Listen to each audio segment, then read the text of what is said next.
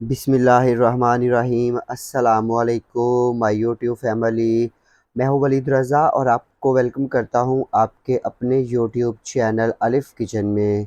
जी तो my YouTube family, आज मैं आप लोगों के साथ दलीम की या हलीम की एक ऐसी शानदार और परफेक्ट रेसिपी शेयर करने जा रहा हूँ कि अगर आप एक अच्छी दलीम खाना चाहते हैं, बनाना चाहते हैं, तो आपने इस रेसिपी को बिल्कुल ऐसे ही फ़ॉलो करना है जिस तरह मैंने इसको बनाया है। ये बहुत ज़्यादा मज़े की बन के तैयार होती है और इसमें हम बिल्कुल घर की चीज़ों से ही दलीम बनाएंगे और बिलीव में इतनी मज़ेदार बन के तैयार होती है कि खाने वाला पूछेगा आपने इसको किस रेस्टोरेंट से मंगवाया है। तो आइए चलते हैं और जल्दी से फिर दलीम बनाना शुरू करते हैं।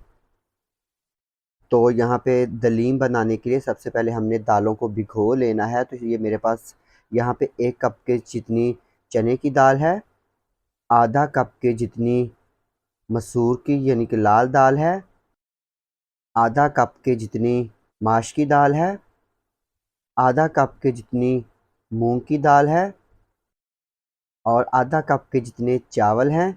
मैं यहाँ पे टोटा चावल का इस्तेमाल कर रहा हूँ, आपके पास जौन से घर में मौजूद हैं आप उनका इस्तेमाल कर सकते हैं। और यहाँ पे सबसे पहले हमने इन दालों को अच्छी तरह से साफ़ करना है और साफ़ करके हमने इनको एक साथ एक ही बाउल में एक ही बर्तन में डाल के पहले अच्छी तरह से 3-4 पानी से वॉश करना है और फिर हमने इनको पानी डाल के रख देना है।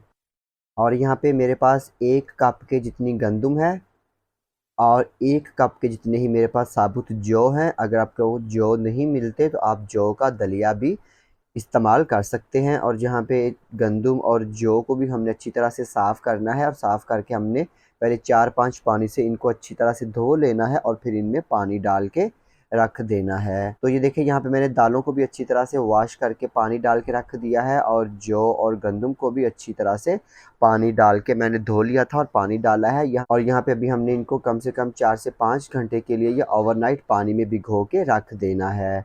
तो मिलते हैं फिर आपसे बाद में।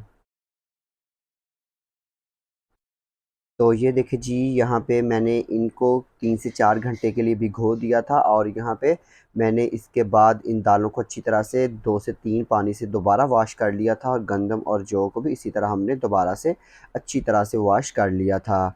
अभी यहाँ पे हमने एक अदद प्रेशर कुकर लेना है। मैं इनको प्रेशर कुकर में कुक करूँगा, आप इनको नॉर्मल पैन में भी कुक कर सकते हैं, बॉयल कर सकते हैं। तो यहाँ पे सबसे पहले प्रेशर कुकर में हमने दालें और भीगे हुए जौ और गंदम शामिल कर देनी है और यहाँ पे हमने इसमें 4 लीटर के जितना पानी शामिल कर देना है। अगर आप इसको पैन में या नॉर्मल देगची में बना रहे हैं, बॉयल कर रहे हैं, तो आपने 5 लीटर के जितना इसमें पानी शामिल करना है।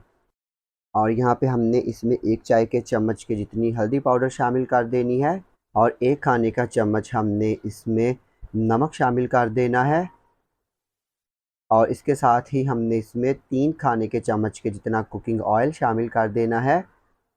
और इसके बाद हमने प्रेशर कुकर को बंद करना है और बंद करके हमने सीटी चलने के बाद इनको कम से कम 45 मिनट के लिए हमने या दालों को अच्छी तरह से बॉयल हो जाने तक कुक कर लेना है।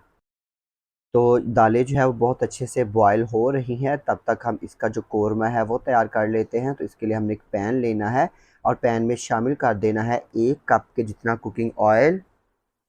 और जब ऑयल हल्का सा गर्म हो जाएगा तो हमने इसमें 2 अदद बड़ी प्याज थी जिसको मैंने बारीक स्लाइस में कट कर लिया था, वो शामिल कर देनी है। और यहाँ पे प्याज को हमने मीडियम फ्लेम पे लाइट ब्राउन हो जाने तक फ्राई कर लेना है।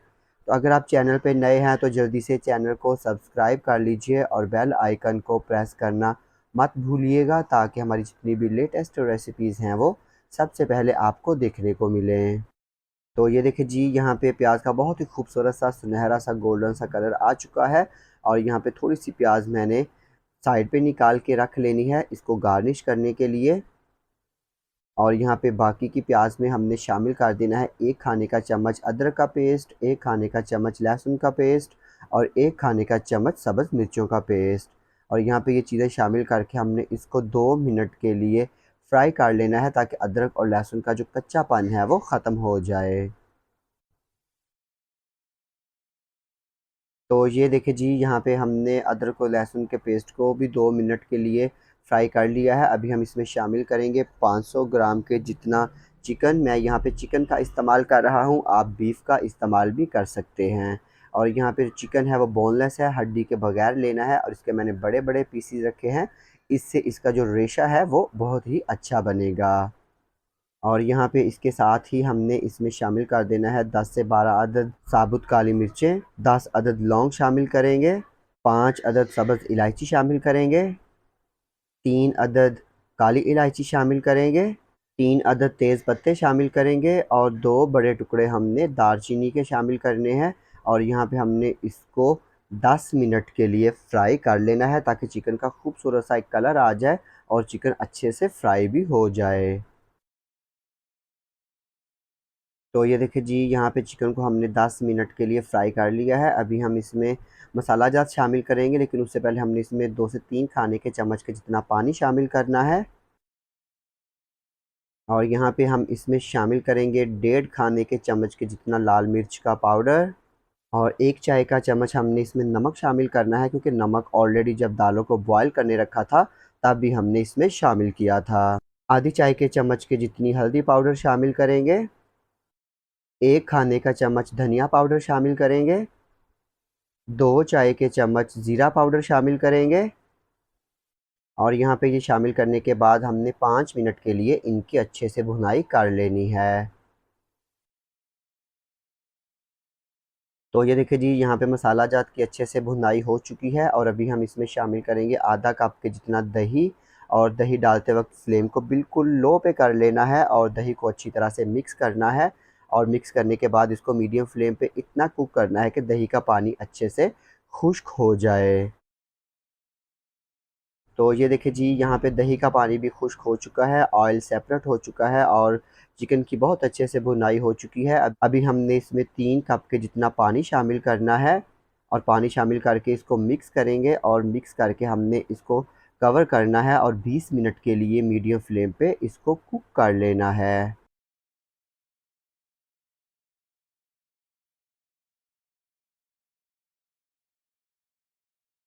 तो ये देखिए जी, यहाँ पे जो दालें हमने बॉयल होने के लिए रखी थी वो बहुत अच्छे से बॉयल हो चुकी हैं, कुक हो चुकी हैं। अभी यहाँ पे हमने इनको ब्लेंड कर लेना है, तो मैं यहाँ पे हैंड ब्लेंडर का इस्तेमाल कर रहा हूँ। आप घोटने का इस्तेमाल करते हुए भी इसको घोटा लगा सकते हैं या ब्लेंडर जग का इस्तेमाल करते हुए भी इनको ब्लेंड कर सकते हैं। तो ये देखिए जी, यहाँ पे जो दालें हैं वो बहुत अच्छे से हमने ब्लेंड कर ली हैं और अभी मुझे इस स्टेज पे ये बहुत थिक और गाढ़ी-गाढ़ी लग रही है, तो मैं इसमें 2 कप के जितना पानी शामिल करूँगा। आप अगर इसको इतना ही गाढ़ा रखना चाहते हैं तो आप इसमें पानी मत शामिल कीजिएगा, वरना आप इस स्टेज पे जितनी इसकी कंसिस्टेंसी रखना चाहते हैं उतना इसको पतला रख सकते हैं, पानी डाल सकते हैं। तो यहाँ पे अभी इसको करते हैं साइड पे और ये दूसरी तरफ हमारा जो चिकन है वो भी बहुत अच्छे से कुक हो चुका है। इसको भी हमने घोटा लगाना है। तो यहाँ पे ये देखें, मैंने इस तरह का घोटना ले लिया है और इसकी मदद से हमने इसको अच्छी तरह से घोटा लगा लेना है।